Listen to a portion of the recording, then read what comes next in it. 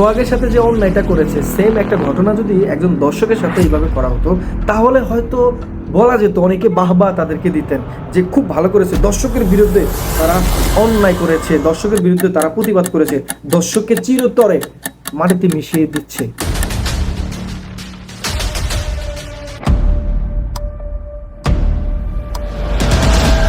তনু, আবরাম ফাহাদ, তোফাজ্জল, পারভেজ এবং শেষ পর্যন্ত হচ্ছে সোহাগ। আজকে হয়তো তারা পরিচিত কিন্তু প্রতীক হয়ে গেছে।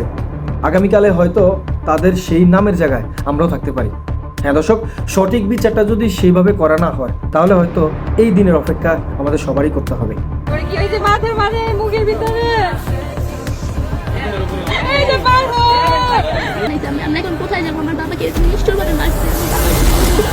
আসামির নাম কেটে দেওয়া হয়েছে এবং অন্য যারা এটার সাথে সম্পৃক্তই না তাদের নাম এটা জড়ানো হয়েছে। আর আমার মায়ের ওইখানে আমার মা না বুঝে ওখানে সিগনেচারটা করে এবং যারা মূল হোতা মানে মূল আসামি যারা এই ঘটনার সাথে যারা সম্পৃক্ত আছে একদম সরাসরি তাদেরকে না দিয়ে যারা জানেই না কিছু তাদেরকে এটা দেওয়া হয়েছে। বাপটা কিভাবে মারছে, পাথর দিয়ে কিভাবে আঘাত করে মারছে, এরকম কষ্ট দিয়ে কেউ কাউকে মারে? আসসালামু আলাইকুম দর্শক, আপনারা ভিডিওর ফুটেজটি বিভিন্নভাবে দেখেছেন। আসলে দুঃখের সাথে বিষয়গুলো শেয়ার করা হচ্ছে।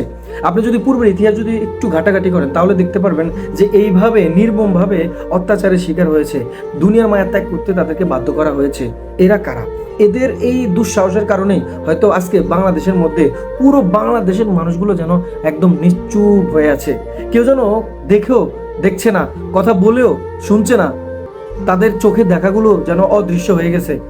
যেখানে এই যে সোহাগের সাথে এমন এক নির্মম ঘটনাগুলো ঘটানো হয়েছে সেখানকার মানুষগুলো এখন কেন জানি চুপচাপ হয়ে আছে।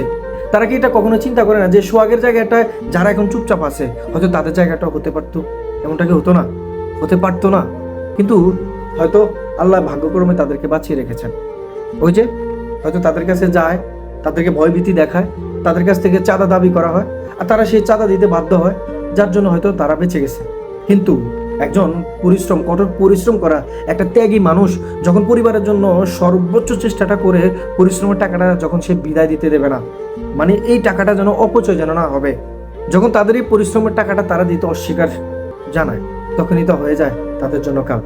মিডিয়ার মধ্যে ভালো ভালো যে মিডিয়াগুলো ছিল তারাও জানি কেন জানি চুপ, তারা জানি কিভাবে নাম প্রকাশ করতে যাচ্ছে না। সোহাগের সাথে যে অন্যায়টা করেছে সেম একটা ঘটনা যদি একজন দর্শকের সাথে এইভাবে করা হতো তাহলে হয়তো বলা যেত, অনেকে বাহবা তাদেরকে দিতেন যে খুব ভালো করেছে, দর্শকের বিরুদ্ধে তারা অন্যায় করেছে, দর্শকের বিরুদ্ধে তারা প্রতিবাদ করেছে, দর্শককে চিরতরে মাটিতে মিশিয়ে দিচ্ছে। কতটা আতঙ্কের মধ্যে সেই জায়গার মানুষগুলো আছে চিন্তা করেন আপনি। নাকি সোহাগের যে ঘটনাটা সেই ঘটনাটা যে পূর্বে ইতিহাসে যারা এমনভাবে ঘটিয়ে দুনিয়ার মায়া ত্যাগ করাতে বাধ্য করেছেন, এই যে তোফাজ্জলের মতো পারভেজের মতো ছেলেগুলা তারা চলে গিয়েছে দুনিয়ার মায়া ত্যাগ করে, হয়তো তাদের এই নামের সাথে হয়তো প্রতীক হিসেবে ব্যবহার করে হয়তো এই যে সোহাগ ভাই যিনি চলে গেছেন তার জীবনটা এইভাবে থেমে যাবে ন্যায় বিচারের অপেক্ষায়। আর কত এইভাবে দেখবে। সঠিক বিচারটা যদি সঠিক সময় যদি করা হয় তাহলেই তো হয়তো অনেকে থেমে যায়। সত্যিকার অর্থে কি সঠিক বিচারটা তার পরিবারের মানুষগুলো পাবে? কি হবে সেই সন্তানগুলোর? কি হবে? এই যে সোহাগের যে পরিবারের মানুষগুলো আছে কতটা ভালো ছিল, তার ভাগ্নে সম্পর্কে তার ভাগ্নি বলতেছে যে তার মামা এত ভালো একটা মানুষ ছিল, কোনো একটা মানুষ যদি বিপদে পড়ে তখন তাকে সহযোগিতা করে, দৌড়ে চলে যায় হসপিটালে, তাকে সাহায্য করে। এমন ছিল মানবতার ফেরিওয়ালার মতো করে এই মানুষটা এইভাবে কাজ করতেন।